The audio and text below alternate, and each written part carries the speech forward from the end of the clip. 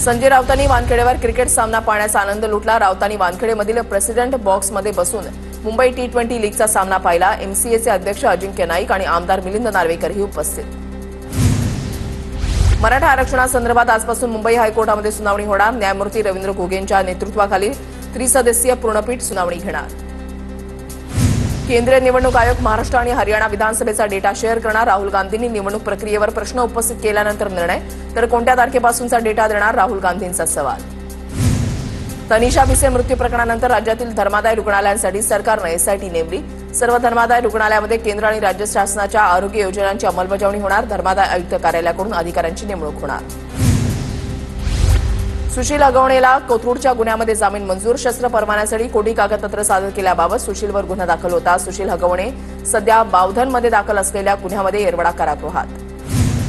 15 जून नंतरच पाऊस कोसळणार, त्यामुळे शेतकऱ्यांनी पेरण्यांची घाई करू नये। काल झालेल्या मंत्रिमंडळ बैठकीमध्ये मोसमी पावसाबाबत चर्चा।